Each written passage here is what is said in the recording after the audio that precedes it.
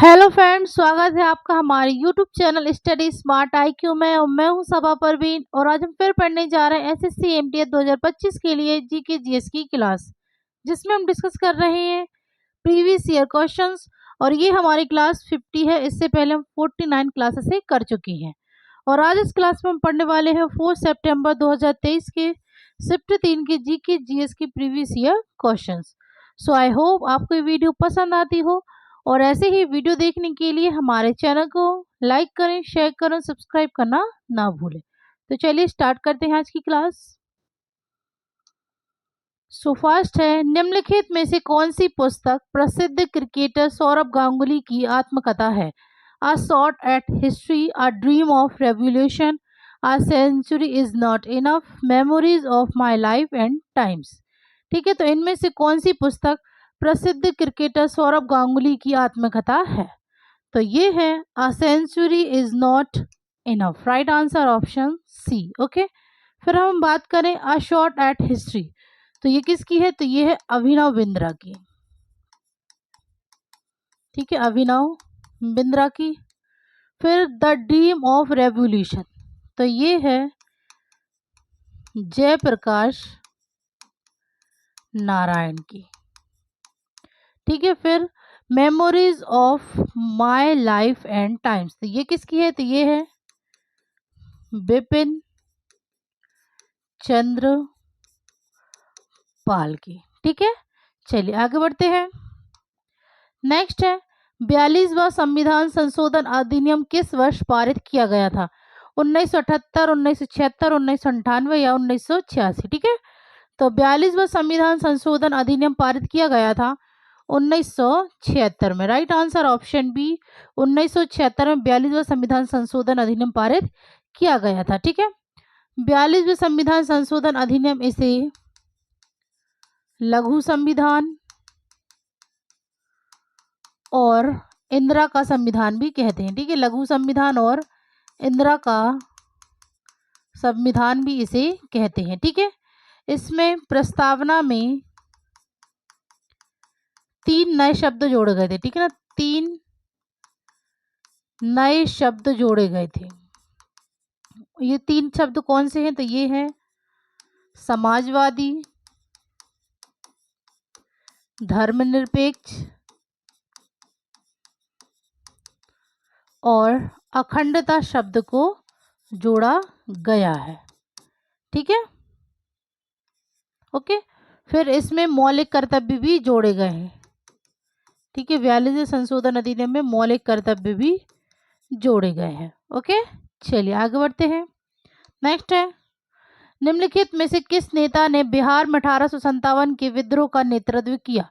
1857 का विद्रोह, जिसे सिपाही विद्रोह के नाम से भी जाना जाता है, इसका नेतृत्व किसने किया था बिहार में? ठीक है, राजेंद्र प्रसाद, देवी सिंह, राजकुमार शुक्ला या कुंवर सिंह? तो बिहार में 1857 के विद्रोह का नेतृत्व किया था कुंवर सिंह ने। Right answer option D, Kunwar Singh. Okay, next है,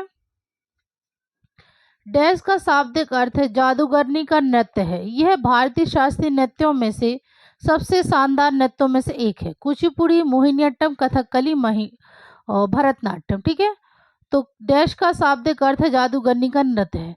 तो किसका शाब्दिक अर्थ है जादूगरनी का नृत्य है? तो ये है मोहिनीअट्टम का शाब्दिक अर्थ है जादूगरनी का नृत्य। यह भारतीय शास्त्रीय नृत्यों में से सबसे शानदार नृत्यों में से एक है मोहिनीअट्टम। ठीक है, और ये कहाँ का शास्त्रीय नृत्य है?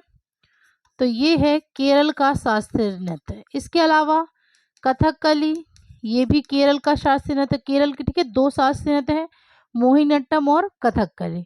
फिर है भरतनाट्यम, तो ये है तमिलनाडु का शास्त्रीय नृत्य। कुचिपुड़ी, तो ये आंध्र प्रदेश का शास्त्रीय नृत्य है। इसके अलावा और शास्त्रीय नृत्य 4 हैं, तो जो कि है कथक, तो ये उत्तर प्रदेश का। फिर है सत्रिया, तो ये है असम का। फिर है मणिपुरी, ये है मणिपुर का।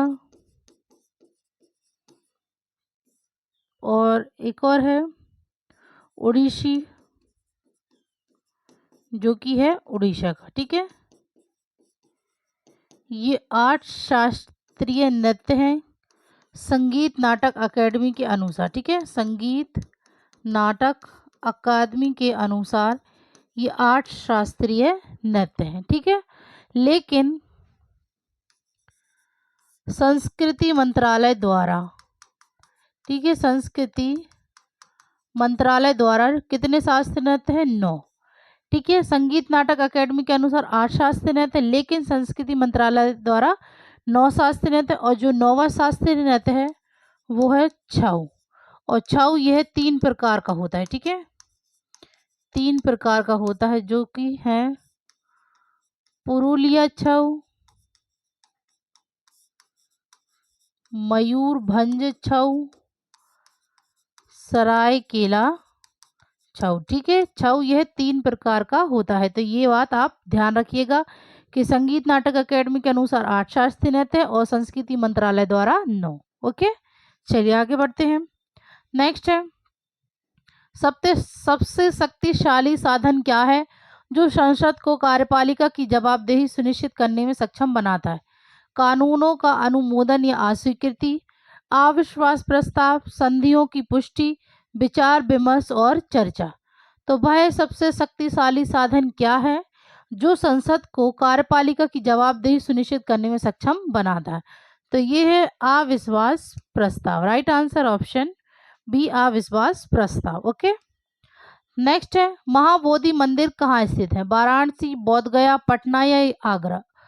तो महाबोधि मंदिर यह स्थित है बोध गया में। ठीक है, राइट आंसर है ऑप्शन बी, बोध गया में।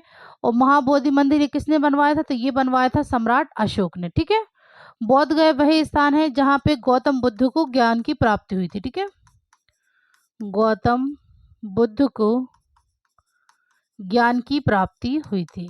ठीक है, ओके, चलिए आगे बढ़ते हैं। नेक्स्ट है, किस अफ्रीकी नेता ने आत्मकथा लॉन्ग वॉक टू फ्रीडम लिखी? Robert Mugabe, Nelson Mandela, Muammar Gaddafi या डेसमंड टूटू? तो अफ्रीकी नेता जिनकी आत्मकथा लॉन्ग वॉक टू फ्रीडम, तो ये लिखी है नेल्सन मंडेला।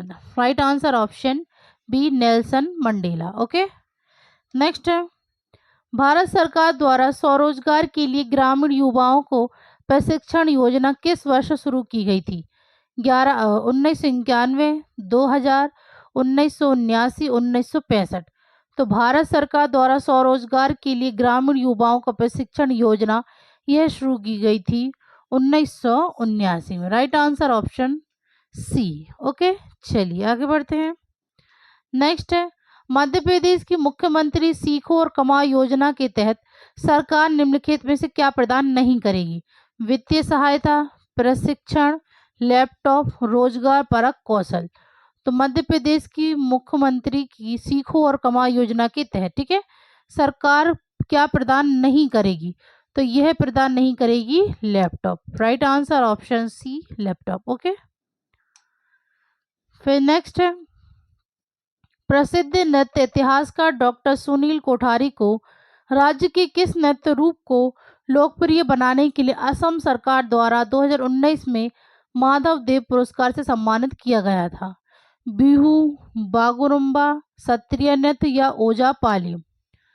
तो डॉक्टर सुनील कोठारी को राज्य के किस नृत्य रूप को लोकप्रिय बनाने के लिए असम सरकार द्वारा 2019 में माधव देव पुरस्कार से सम्मानित किया गया था? ठीक है, तो ये है सत्रिय नृत्य को लोकप्रिय बनाने के लिए। राइट आंसर ऑप्शन सी, कि बिहू ये भी असम का है, बागुरुम्बा ये भी असम का है, और ओजापाली ये भी असम का नृत्य है। ओके, चलिए नेक्स्ट है, भारत की जलवायु का वर्णन करने के लिए आमतौर पर कौन सा शब्द प्रयुक्त होता है?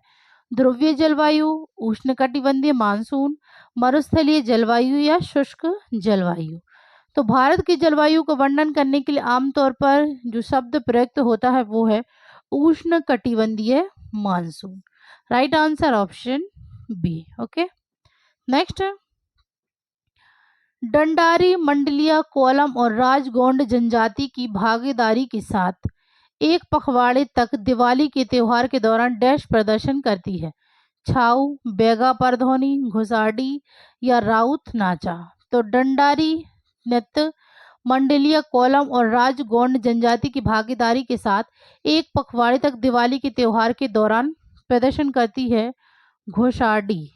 ठीक है, राइट आंसर ऑप्शन सी, घोषाडी प्रदर्शन करती है। ओके, नेक्स्ट है ISSF जूनियर विश्व कप 2023 में भारत ने कितने स्वर्ण पदक जीते थे? 7, 8, 5, 6। तो ISSF जूनियर विश्व कप 2023 में भारत ने 6 स्वर्ण पदक जीते थे। Okay, right answer option D 6। Next है डैश ग्रैमी पुरस्कार जीतने वाली पहली भारतीय महिला है? तन्विशा, सालमली खोलगड़े, पलक मुच्छल या शिल्पा राव। तो ग्रैमी पुरस्कार जीतने वाली पहली भारतीय महिला जो है वो है Tanvisha. Right answer option A. Okay, next है किस भारतीय संगीतकार का मूल स्थान पश्चिम बंगाल है? नौशाद, ओपी नैयर, इलियाराज और या बप्पी लहरी। तो भारतीय संगीतकार का मूल स्थान जो कि पश्चिम बंगाल है, तो ये किसका है? तो ये बप्पी लाहिनी का। Right answer option D. Next है भारत की जनगणना 2011 के अनुसार किस राज्य केंद्र शासित प्रदेश में लिंगानुपात सबसे कम है? पंजाब, लक्षद्वीप, दमन और दीव, हरियाणा। तो यहाँ पे बात हो रही है राज्य और केंद्र शासित प्रदेश में लिंगानुपात सबसे कम है। तो राज्य और लिंगानुपात केंद्र शासित प्रदेश लिंगानुपात सबसे कम है, तो ये दमन और दीप में। अगर राज्य की बात होती तो हरियाणा में सबसे कम है, लेकिन यहाँ राज्य और केंद्र शासित दोनों की मिलकर बात हो रही है, तो सबसे कम है दमन और दीप में। और सबसे अधिक लिंगानुपात, ठीक है, कम की जगह अधिक कर दें, तो सबसे अधिक लिंगानुपात तो ये है केरल में। ठीक है, चलिए आगे बढ़ते हैं। नेक्स्ट है भारत सरकार अधिनियम 1935 के बारे में निम्नलिखित कथन पर विचार कीजिए। पहला है यह अधिनियम ब्रिटिश संसद द्वारा अधिनियमित किया गया था। दूसरा है यह अधिनियम भारत और बर्मा सरकार के लिए 2 अलग अलग अधिनियमों में विभाजित किया गया था। सी है यह अधिनियम 1 अप्रैल 1935 से लागू हुआ था। नीचे दिए गए कूट का प्रयोग कर सही कथन का चयन कीजिए। ठीक है, तो भारत सरकार अधिनियम 1935 के बारे में कथन पर हमें विचार करना। ठीक है, सबसे पहला है यह अधिनियम ब्रिटिश संसद द्वारा अधिनियमित किया गया था, तो ये सही है। फिर है यह अधिनियम भारत और बर्मा सरकार के लिए 2 अलग अलग अधिनियमों में विभाजित किया गया था, तो ये भी सही है। फिर है यह अधिनियम 1 अप्रैल 1935 से लागू हुआ था, तो ये गलत है। तो यहाँ जो सही होगा वो है 1 और 2 दोनों। Right answer option 1। ओके, चलिए नेक्स्ट है निम्नलिखित में से किसने अश्व शक्ति की इकाई स्थापित की जो एक घोड़े द्वारा 1 मिनट में 33,000 फुट पाउंड कार करने के बराबर है? James Black, James Croll, James Watt या जेम्स ड्वाइट डाना। तो जिसने अश्व शक्ति की इकाई स्थापित की जो एक घोड़े द्वारा 1 मिनट में 33,000 फुट पाउंड कार करने के बराबर है, तो ये की थी जेम्स वॉट ने। Right answer option C. Next है श्री जगन्नाथ जी मेला डैश में आयोजित किया जाता है? कटक, संबलपुर, जयपुर, अलवर। तो श्री जगन्नाथ जी मेला तो यह आयोजित किया जाता है अलवर में। Right answer option D, Alwar में। नेक्स्ट है SHG बैंक लिंकेज आंदोलन के महत्वपूर्ण मील के पत्थर का नेतृत्व RBI के समर्थन से डैश द्वारा किया गया था? सेबी, इंडियन बैंक, नाबार्ड, सहकारी बैंक। तो SHG बैंक लिंकेज आंदोलन के महत्वपूर्ण मील के पत्थर का नेतृत्व IBR के समर्थन से नाबार्ड द्वारा किया गया था। Right answer option C, NABARD. Okay, next है नरेंद्र मोदी क्रिकेट स्टेडियम भारत के प्रमुख स्टेडियमों में से एक है जो डैश में स्थित है? अहमदाबाद, नई दिल्ली, बड़ौदा, सूरत। तो नरेंद्र मोदी क्रिकेट स्टेडियम भारत के प्रमुख स्टेडियमों से एक है जो कि अहमदाबाद में स्थित है। राइट आंसर ऑप्शन ए, अहमदाबाद। ओके, नेक्स्ट है केरल और कर्नाटक में प्री मानसून वर्षा को डैश के नाम से जाना जाता है? चाय की वर्षा, अंगूर की वर्षा, केले की वर्षा, आम्र वर्षा। तो केरल और कर्नाटक में प्री मानसून वर्षा को आम्र वर्षा के रूप में जाना जाता है। राइट आंसर ऑप्शन डी, आम्र वर्षा। ओके, नेक्स्ट है रक्त में पैराथायराइड हार्मोन का अपर्याप्त स्तर और कैल्शियम की कम मात्रा निम्नलिखित में से किस स्थिति का कारण बनती है? मलेरिया, खून की कमी, मधुमेह, हाइपोकैल्सीमिया। तो रक्त में पैराथायराइड हार्मोन का अपर्याप्त स्तर और कैल्शियम की कम मात्रा में से किस स्थिति का कारण बनती है? तो ये है hypocalcaemia. Right answer option D. Okay, next है, रेस्ट ऑफ इंडिया की टीम ने 2023 में ईरानी कप जीता था। ईरानी कप किस राज्य में आयोजित किया गया था? मध्य प्रदेश, पश्चिम बंगाल, बिहार या उत्तर प्रदेश।